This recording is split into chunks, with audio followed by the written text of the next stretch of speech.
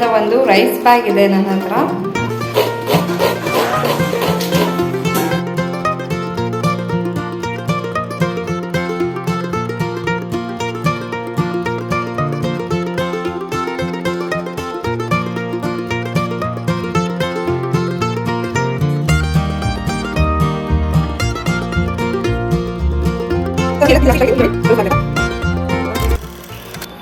Hi, ನಮಸ್ಕಾರ, welcome back to the channel. So ಇವತ್ತಿನ ವಿಡಿಯೋದಲ್ಲಿ ನಾನು ಈ ಥರದ ಒಂದು ರೈಸ್ ಬ್ಯಾಗ್ ಇದೆ ನನ್ನ ಹತ್ರ. ಸೊ ಇದನ್ನು ಯೂಸ್ ಮಾಡಿಬಿಟ್ಟು ಒಂದು ಹೊಸ ಬ್ಯಾಗನ್ನು ಹೊಲಿಯೋಣ ಅಂತ ಇದ್ದೀನಿ. ಸೊ ಬ್ಯಾಗು ಇವಾಗ ಕಟಿಂಗ್ ಮಾಡೋದಕ್ಕೆ ಸ್ಟಾರ್ಟ್ ಮಾಡ್ತೀನಿ. ಸೊ ಹೊಲ್ದು ಆದಮೇಲೆ ಅದು ಹೇಗೆ ಕಾಣಿಸುತ್ತೆ ಅನ್ನೋದನ್ನು ನಿಮ್ಮ ಜೊತೆ ಕೂಡ ಶೇರ್ ಮಾಡ್ಕೊಳ್ತೀನಿ. ಸೊ ಇವತ್ತು ಸ್ವಲ್ಪ ಐಡಿಯಾ ಬರೋ ತನಕ ಸುಮಾರು ಹೊತ್ತಾಗೋಯ್ತು. ಇವಾಗ 4:45 ಆಗಿದೆ ಟೈಮು. ಸೊ ಇವಾಗ ಬೇಗ ನಾನು ಸ್ಟಿಚಿಂಗನ್ನು ಸ್ಟಾರ್ಟ್ ಮಾಡ್ತೀನಿ. ಸೊ ಕೆಲವರು ಕೇಳ್ತಿದ್ರು ಸ್ಪಾಂಜು ಇರಲ್ಲ ಏನು ಮಾಡೋದಂತ. ಬ್ಯಾಗ್ ಮೇಕಿಂಗಿಗೆ ನಾವು ಈ ಥರ ಬ್ಯಾಗನ್ನು ಕೂಡ ಹಾಕಿ ಹೊಲಿಬೋದು. ಫೈನಲ್ ಆಗಿ ಬ್ಯಾಗು ಈ ಥರ ಕಾಣಿಸ್ತಾ ಇದೆ. ಸೊ ಇದರ ಟ್ಯೂಟೋರಿಯಲ್ ವಿಡಿಯೋ ನಾನು ನನ್ನ ಮತ್ತೊಂದು ಚಾನಲ್ ನೂಲು ಅಂತ ಇದೆ, ಅಲ್ಲಿ ಪೋಸ್ಟ್ ಮಾಡ್ತೀನಿ, ಚೆಕ್ ಮಾಡ್ಬೋದು. ನೋಡಿ, ಒಂದು 2-3 ತೆಂಗಿನಕಾಯಿಯನ್ನು ಕಟ್ ಮಾಡಿ ಇಟ್ಕೊಂಡಿದ್ದೀನಿ. ಇವಾಗ ಎಲ್ಲನೂ ತುರಿದು ಇಟ್ಕೊಳ್ತೀನಿ. ವಾರಕ್ಕೆ ಬೇಕಾಗುವಷ್ಟು ತೆಂಗಿನಕಾಯಿಯನ್ನು ನಾನು ಭಾನುವಾರನೇ ತುರಿದು ಇಟ್ಕೊಳ್ತೀನಿ. ಸೊ ದಟ್ ಅಡುಗೆ ಮಾಡಬೇಕಾದ್ರೆ ಬಿಡಿ ಆಗಲ್ಲ ಅಂಥೇಳಿ. ಸೊ ಇವಾಗ ಮತ್ತೆ ಪದೇ ಅಂದರೆ ಕಾಯಿ ಕ್ಲೀನ್ ಮಾಡೋದು, ಕಾಯಿ ಒಡೆಯೋದು, ಆಮೇಲೆ ಗಡಿಬಿಡಿ ಇರುವಾಗ ಕಾಯಿ ತುರಿಯೋದು ಸ್ವಲ್ಪ ಟೈಮ್ ಆಗುತ್ತೆ. ಹಾಗಾಗಿ ಎಲ್ಲವನ್ನು ತುರಿದು ಈ ಥರ ಒಂದು ಸ್ಟೀಲ್ ಡಬ್ಬಿಗೆ ಹಾಕಿ ಫ್ರೀಸರಲ್ಲಿ ಇಟ್ಕೊಂಡ್ಬಿಡ್ತೀನಿ. ಸೊ ಆರಾಮಾಗಿ ಒಂದು 15 ದಿವಸನೂ ಅಂದರೆ ಬಾಳಿಕೆ ಬರುತ್ತೆ. ಬಟ್ ನನಗೆ ಒಂದು ವಾರಕ್ಕೆ ಇಷ್ಟು ಕಾಯಿ ಬೇಕು, ಹಂಗಾಗಿ ಖಾಲಿ ಆಗಿಬಿಡತ್ತೆ. ಸೊ ಇವಾಗ ಪಟಾಗಿ ತುರಿಯೋಣ ಬನ್ನಿ.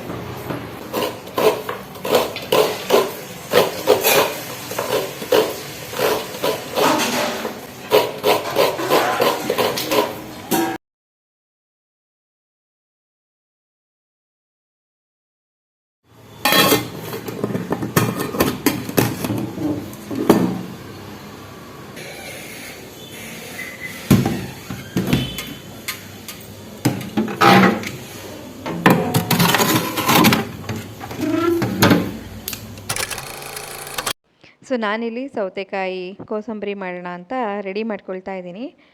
ಇವತ್ತು ಭಾನುವಾರ ಆಗಿರೋದ್ರಿಂದ ನನಗೆ ಸ್ವಲ್ಪ ಅಡುಗೆ ಮಾಡೋಕ್ಕೆ ಬೋರ್ ಬರ್ತಾಯಿತ್ತು. ವಾರ ಇಡೀ ಅಡುಗೆ ಮಾಡಿರ್ತೀವಿ, ಮತ್ತು ಭಾನುವಾರನೂ ಅದೇ ಅಂದರೆ ಟಿಪಿಕಲ್ ನಾವೇ ಅಡುಗೆ ಮಾಡೋ ಮೆನ್ಯೂ ಇರುತ್ತಲ್ವ. ಸೊ ಬೋರ್ ಆಯಿತು, ಏನಾದರೂ ಹೊರಗಡೆಯಿಂದ ತರಿಸಿ ತಿನ್ನೋಣ ಅಂತ ಅಂದ್ಕೊಳ್ತಾ ಇದ್ವಿ. ಬೆಳಗ್ಗೆ ತಿಂಡಿಗೆ ನಾನು ದೋಸೆ ಚಟ್ನಿ ಮಾಡಿದ್ದೆ. ಹಾಗಾಗಿ ಮಧ್ಯಾಹ್ನ ಊಟಕ್ಕೆ ಏನಾದರೂ ತರಿಸೋಣ ಅಂತ ಅಂದ್ಕೊಳ್ತಿರುವಾಗ ಮಶ್ರೂಮ್ ದಮ್ ಬಿರಿಯಾನಿ ತರಿಸೋಣ ಅಂತ ಅಂದ್ಕೊಂಡ್ವಿ. ಇಲ್ಲಿ ಮಹದೇಶ್ವರ ದಮ್ ಬಿರಿಯಾನಿ ಅಂತ ಒಂದು ಅಂಗಡಿ ಇದೆ. ಸೊ ಅಲ್ಲಿ ಸಖತ್ತಾಗಿರುವಂಥ ಮಶ್ರೂಮ್ ದಮ್ ಬಿರಿಯಾನಿ ಸಿಗುತ್ತೆ, ಜೊತೆಗೆ ಮಶ್ರೂಮ್ ಕಬಾಬ್ ಕೂಡ ಸಿಗುತ್ತೆ. ಎರಡೂ ಕೂಡ ತುಂಬ ಚೆನ್ನಾಗಿರುತ್ತೆ. ನನಗೆ ಮಶ್ರೂಮ್ ದಮ್ ಬಿರಿಯಾನಿ ಸ್ವಲ್ಪ ಜಾಸ್ತಿನೇ ಇಷ್ಟ ಆಯಿತು. ಕಬಾಬ್ ಈಸ್ ಓಕೆ ಅಥವಾ ನಮಗೆ ಆ ಟೇಸ್ಟು ಅಷ್ಟು ಇಷ್ಟ ಆಗಲಿಲ್ಲದ ಕಾರಣನ ಅಂತ ಅನ್ಕೋಬೋದು. ಇಲ್ಲಿ ನಾನು ಊರಿಂದ ಸೂಜಿ ಮೆಣಸನ್ನು ತಂದಿಟ್ಕೊಳ್ತೀನಿ. ಇದು ಆ್ಯಸಿಡಿಟಿಗೆಲ್ಲ ತುಂಬ ಒಳ್ಳೆಯದು, ಅಂದರೆ ಆ್ಯಸಿಡಿಟಿ ಕಡಿಮೆ ಮಾಡುತ್ತೆ. ಇದು ಹಸಿರು ಮೆಣಸಿನಕ್ಕಿಂತ ಇದು ಜಾಸ್ತಿ ಹೆಲ್ದಿ ಅಂತ ಹೇಳಲಾಗುತ್ತೆ. ಮತ್ತು ನಾನಿಲ್ಲಿ ಇದನ್ನು ಪದೇ ಕೋಸಂಬರಿ ಮಾಡೋದಕ್ಕಾಗಿ ಕೋಸಂಬರಿಗೆ ಪ್ರತಿ ಸರಿ ಕುಟ್ಟಾಣಿಲಿ ಹಾಕ್ಕೊಂಡು ಪೌಡ್ರ್ ಮಾಡೋದೇನು ಅಂಥೇಳಿ ಇದನ್ನು ಪೌಡರ್ ಮಾಡಿ ಇಟ್ಕೊಳ್ತಾ ಇದ್ದೀನಿ. ಸೊ ಈ ಥರ ಮಾಡಿಬಿಟ್ಟು ಒಂದು ಗಾಳಿ ಆಡೋದ ಡಬ್ಬಿಯಲ್ಲಿ ಹಾಕಿಟ್ಕೊಂಡ್ರೆ ಕೋಸಂಬರಿ ಪಲ್ಯ ಈ ಥರದ್ದೆಲ್ಲ ಮಾಡಿದಾಗ ತಕ್ಷಣವಾಗಿ ನಾವು ಇದನ್ನು ಯೂಸ್ ಮಾಡ್ಕೊಳ್ಬೋದು. ಸೊ ಅದನ್ನು ಅಂದರೆ ಕುಟ್ಟಿ ಪೌಡರ್ ಮಾಡುವಂಥ ಕೆಲಸ ಇರೋದಿಲ್ಲ. ಸೊ ಇದೊಂದು ಸ್ವಲ್ಪ ಕೆಲಸ ನಮ್ಮದು ಹಗುರ ಮಾಡುತ್ತೆ. ಸೊ ನಾನು ಇದನ್ನು ಈ ಥರದ ಒಂದು ಡಬ್ಬಿಯಲ್ಲಿ ಹಾಕಿ ಫ್ರೀಝರ್ನಲ್ಲಿ ಇಟ್ಕೊಳ್ತೀನಿ. ಇದು ಸೂಜಿ ಮೆಣಸಿನ್ಕಾಯಿ ಒಣಗಿಸಿ ಇಟ್ಕೊಂಡಿರೋದು, ಅಥವಾ ಗಾಂಧಾರಿ ಮೆಣಸು ಅಂತ ಕೂಡ ಹೇಳಲಾಗತ್ತೆ. ಇದನ್ನು ಕೆಲವು ಕಡೆ ಹಂಗೆ ಹೇಳ್ತಾರೆ. ಸೊ ನಾನಿಲ್ಲಿ ಕೋಸಂಬರಿಗೆ ಉಪ್ಪು, ಹುಳಿ ಮತ್ತು ಖಾರ ಅಂತೂ ಹಾಕ್ಕೊಂಡೆ. ಸ್ವಲ್ಪ ತೆಂಗಿನ ತುರಿ ಮತ್ತು ಹೆಸರುಬೇಳೆ ನೆನೆಸಿಟ್ಕೊಂಡಿದ್ದೆ, ಅದನ್ನೆಲ್ಲ ಸೇರಿಸ್ಕೊಂಡು ಮಿಕ್ಸ್ ಮಾಡ್ಕೊಳ್ತಾ ಇದ್ದೀನಿ. ಸೊ ಇದಕ್ಕೆ ಒಂದು ಒಗ್ಗರಣೆ ಬೇಕಿದ್ದರೆ ಕೊಟ್ಕೊಳ್ಬೋದು, ಬಟ್ ನಾನಿಲ್ಲಿ ಕೊಡ್ತಿಲ್ಲ, ಇಷ್ಟಕ್ಕೆ ಸ್ಟಾಪ್ ಮಾಡ್ತಾಯಿದ್ದೀನಿ. ನಮಗೆ ಇದೇ ಥರ ಇಷ್ಟ ಆಗುತ್ತೆ. ಸೊ ಆದ ಕಾರಣ ಸೊ ನಾವಿಲ್ಲಿ ದಮ್ ಬಿರಿಯಾನಿಯನ್ನು ತೊಗೊಂಡು ಬಂದ್ವಿ ಪಾರ್ಸಲ್ಲು. ಸೊ ಝೊಮ್ಯಾಟೊದಲ್ಲೂ ಕೂಡ ಅವೈಲೇಬಲ್ ಇರ್ಬೋದು, ನಾನು ಚೆಕ್ ಮಾಡಿಲ್ಲ. ಸೊ ನೋಡಿ ಈ ಥರ ಇದೆ. ಬಿರಿಯಾನಿ ಅಂತೂ ಸಖತ್ತಾಗಿತ್ತು, ಅಂದರೆ ನಿಜವಾಗ್ಲೂ ಹೇಳ್ತಿದ್ದೀನಿ. ಕಬಾಬ್ ಈಸ್ ಓಕೆ ನನಗೆ ಹಾಗೆ ಅನ್ನಿಸ್ತು. ಸೊ ಒಬ್ಬೊಬ್ಬರ ಟೇಸ್ಟು ಒಂದೊಂದು ಥರ ಅಲ್ವಾ, ನಮಗೆ ಇಷ್ಟ ಆಗಿರೋದು ಮತ್ತೊಬ್ಬರಿಗೆ ಇಷ್ಟ ಆಗದೇನೂ ಇರ್ಬೋದು. ಇವಾಗ ನಾನು ರೆಡಿ ಆಗ್ತಾ ಇದ್ದೀನಿ, ಮಗಳನ್ನು ಸ್ಕೂಲಿಂದ ಕರ್ಕೊಂಡು ಬರಬೇಕು. ಇವತ್ತು ಮಗಳಿಗೆ ಎಕ್ಸಾಮ್ ಇತ್ತು ಆ್ಯಕ್ಚುಲಿ.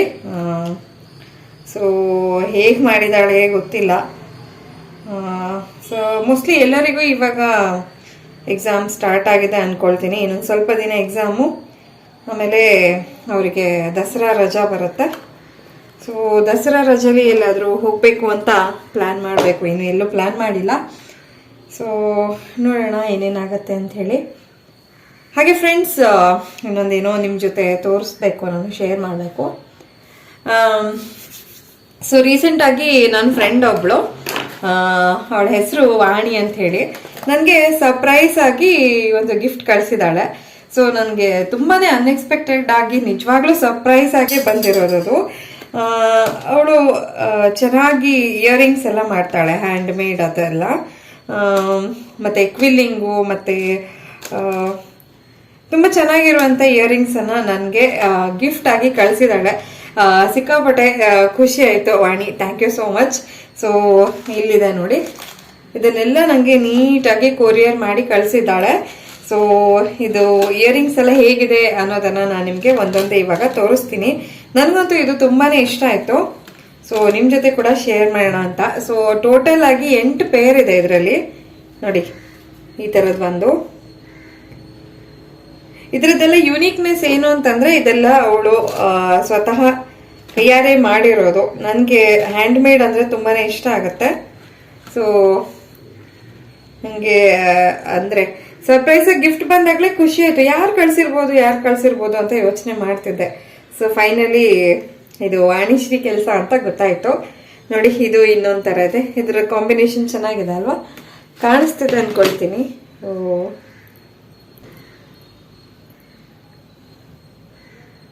ಚೆನ್ನಾಗಿದೆ ಅಲ್ವಾ ಇದು.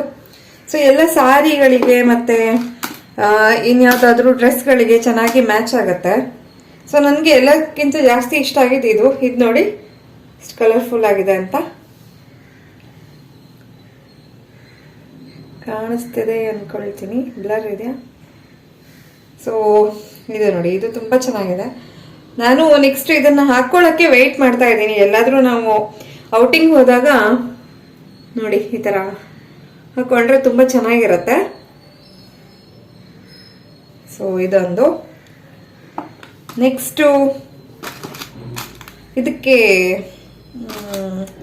ಏನೋ ಹೇಳ್ತಾರೆ, ಮ್ಯಾಕ್ರಮ್ ವೈರಿಂದ ಮಾಡೋದು ಏನೋ, ನಂಗೆ ಗೊತ್ತಿಲ್ಲ ಅಷ್ಟು ಕ್ಲಿಯರಾಗಿ. ನಾನು ಈ ಥರದ್ದು ಮಾಡೋದು ಕಡಿಮೆನೆ. ನೋಡಿ ಈ ಥರದ್ದು ಒಂದು ಇಯರಿಂಗ್ ಕಳಿಸಿದಾಳೆ. 2 ಪೇರ್ ಇದೆ ಇದು. ಸೊ ನೋಡಿ ಇದು ಅಷ್ಟೇ, ಹೀಗೆ ಕಿವಿಗೆ ಹಾಕ್ಕೊಂಡ್ರೆ ತುಂಬಾ ಚೆನ್ನಾಗಿ ಕಾಣಿಸುತ್ತೆ.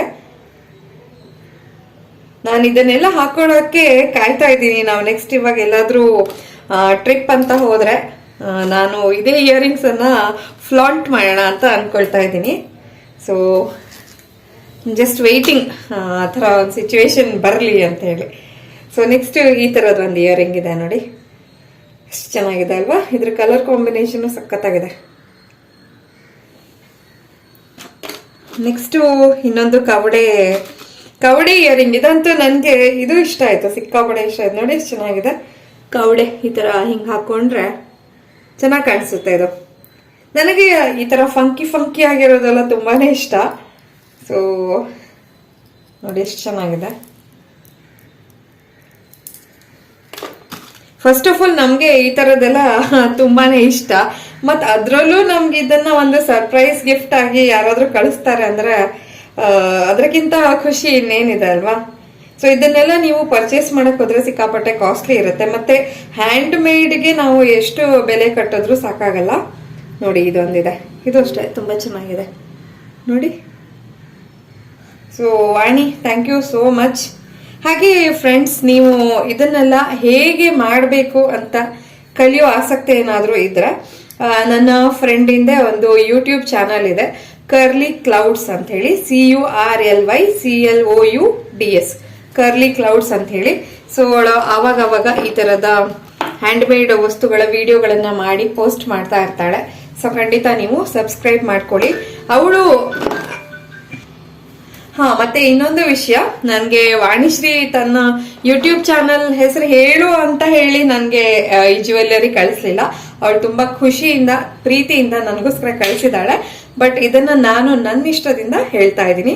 ಸೊ ರಿಟರ್ನ್ ಫೇವರ್ಗೋಸ್ಕರ ಗಿಫ್ಟ್ ಕಳಿಸಿದಾಳೆ ಅಂತ ಅನ್ಕೊಳ್ಬೇಡಿ, ಅವಳು ತುಂಬಾ ಪ್ರೀತಿಯಿಂದ ನನಗೆ ಕಳಿಸಿರೋದು ಇದು. ಸೊ ನನಗೆ ಈ ಜ್ಯುವೆಲ್ಲರಿಗಳು ತುಂಬಾ ಇಷ್ಟ ಆಯ್ತು. ಸೊ ನಾನು ಅದನ್ನ ನನ್ನ ವ್ಲಾಗ್ ಅಲ್ಲಿ ನಿಮ್ ಜೊತೆ ಶೇರ್ ಮಾಡ್ತಾ ಇದ್ದೀನಿ ಅಷ್ಟೇನೆ. ಸೊ ಇವಾಗ ನಾನು ಮಗಳನ್ನ ಕರ್ಕೊಂಡು ಬರಕ್ಕೆ ಹೋಗ್ತೀನಿ, ಟೈಮ್ ಆಯ್ತು. ಹಾಗೆ ಇವತ್ತು ಅವಳ ಎಕ್ಸಾಮಿನ ಫಸ್ಟ್ ಡೇ ಹೇಗ್ ಮಾಡಿದಾಳೆ ಅನ್ನೋದ್ರ ಒಂದು ಕ್ಯೂರಿಯಾಸಿಟಿ ಇದೆ. ತಕ್ಷಣ ಅವಳನ್ನ ಕೇಳಬೇಕು ಅಂತ ಕಾಯ್ತಾ ಇದ್ದೀನಿ. ಸೊ ನೋಡೋಣ ಹೇಗಿರುತ್ತೆ ಅಂತ ಹೇಳಿ.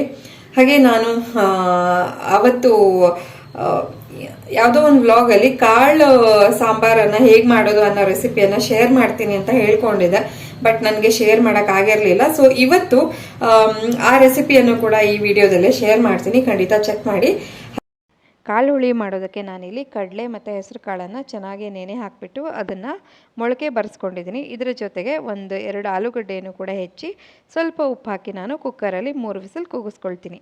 ಅದಾದ ನಂತರ ಪಕ್ಕದಲ್ಲಿ ಒಂದು ಮಿಕ್ಸರ್ ಜಾರ್ಗೆ ಸ್ವಲ್ಪ ತೆಂಗಿನ ತುರಿ, ಹಾಗೆ ಹುಣಸೆ ಹಣ್ಣು, ನಂತರ 1 ಟೊಮೆಟೊ ಹಾಗೆ 2 ಈರುಳ್ಳಿಯನ್ನು ಎಣ್ಣೆಯಲ್ಲಿ ಚೆನ್ನಾಗಿ ಒಂದು ಸ್ವಲ್ಪ ಹೊತ್ತು ಬಾಡಿಸಿ ಅದನ್ನು ಕೂಡ ಈ ರುಬ್ಬೋ ಮಿಶ್ರಣಕ್ಕೆ ಸೇರಿಸ್ಕೊಳ್ತಾ ಇದ್ದೀನಿ. ನಂತರ ಇದಕ್ಕೆ 1 ಟೇಬಲ್ ಚಮಚ ಆಗುವಷ್ಟು ಸಾಂಬಾರು ಪುಡಿ, ಖಾರ ಪುಡಿ, ಹಾಗೆ 1 ಚಮಚ ಆಗುವಷ್ಟು ಗರಂ ಮಸಾಲೆ, ಇವಿಷ್ಟನ್ನು ಹಾಕಿ ನಾನು ರುಬ್ಕೊಳ್ತಾ ಇದ್ದೀನಿ ಈ ಥರ. ಸೊ ಈಗ ನಮ್ಮದು ಕುಕ್ಕರ್ ಕೂಡ ತಣ್ಣದಿದೆ, ಇಲ್ಲಿ ಕಾಳುಗಳೆಲ್ಲ ಚೆನ್ನಾಗಿ ಬೆಂದಿದೆ. ಇವಾಗ ಇದಕ್ಕೆ ನಾನು ರುಬ್ಬಿಟ್ಕೊಂಡಿರುವ ಮಿಶ್ರಣವನ್ನು ಸೇರಿಸ್ಕೊಳ್ತಾ ಇದ್ದೀನಿ. ಸ್ವಲ್ಪ ನೀರನ್ನು ಹಾಕ್ಕೊಂಡು ಕನ್ಸಿಸ್ಟೆನ್ಸಿ ಅಡ್ಜಸ್ಟ್ ಮಾಡ್ಕೊಳ್ತೀನಿ. ಉಪ್ಪನ್ನು ಟೇಸ್ಟ್ ನೋಡಿಬಿಟ್ಟು ಬೇಕು ಅನಿಸಿದ್ರೆ ಹಾಕ್ಕೊಂಡೆ. ನಂತರ 1 ಚಮಚ ಆಗುವಷ್ಟು ಬೆಲ್ಲ, ಇವಿಷ್ಟನ್ನು ಹಾಕಿ ಚೆನ್ನಾಗಿ ಕುದಿಸಿದ್ರೆ ಆಯಿತು. ಒಳ್ಳೆ ಚೆನ್ನಾಗಿರುವ ಹುಳಿ ರೆಡಿ ಆಗುತ್ತೆ. ಇದು ದೋಸೆ, ಇಡ್ಲಿ ಇವುಗಳ ಜೊತೆ ಸಖತ್ತಾಗಿರುತ್ತೆ. ನಮಗಂತೂ ತುಂಬಾ ಇಷ್ಟ, ನೀವು ಕೂಡ ಮಾಡಿ ನೋಡಿ ಅಂತ ಹೇಳ್ತೀನಿ. ಹಾಗೆ ನಮ್ಮ ಚಾನಲನ್ನು ಸಪೋರ್ಟ್ ಮಾಡಿ, ಸಬ್ಸ್ಕ್ರೈಬ್ ಮಾಡಿ.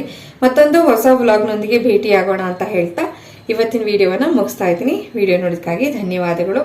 ಟೇಕ್ ಕೇರ್, ಬಾಯ್ ಬಾಯ್.